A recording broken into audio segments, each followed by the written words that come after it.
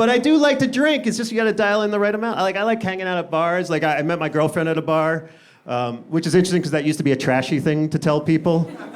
Now people are very impressed if you met anywhere in reality. They're very impressed by that. It's like, where'd you guys meet? At a bar. Ooh, how romantic. It's like, yeah, I was double fisting. I spilled a drink on her. It's like a fairy tale. Like, yeah, she didn't even remember my name the next day. Vintage! You guys are like vinyl. Love it. And it's weird because, like, I feel like young people now, they're going out on more dates than they ever have before, but they're having less sex than they ever have before, which feels weird to me, you know? But I know this girl, she goes out on like 3 dates a week, hasn't had sex in over 9 months. I'm like, that's not a love life, that's a meal plan. That's all that is. You really gotta worry. That's like training for a marathon, but you never tape your nipples. Like, come on.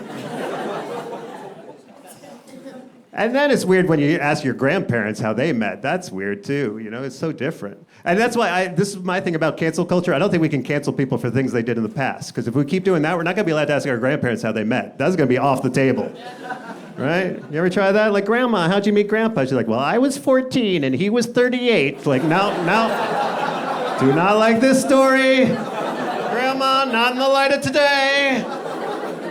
Yeah, he saw me at the store and he just followed me home. No.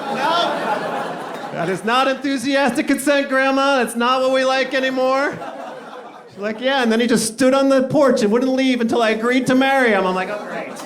We gotta cancel Grandpa. I had no idea. I had no idea we had a Grandpa Cuomo in the family. I didn't know.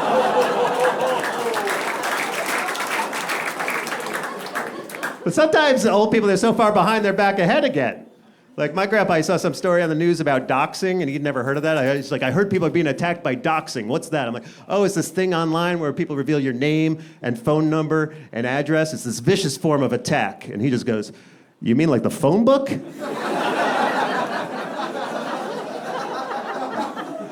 I guess it is kind of like the phone book now, isn't it? But this is in public where anyone can see it. He's like, yeah, we left it on your doorstep. What's wrong with you people? I'm like, we got soft, Grandpa. That's what happened to us. Arms folded, arms folded, arms folded. All on this side of the room.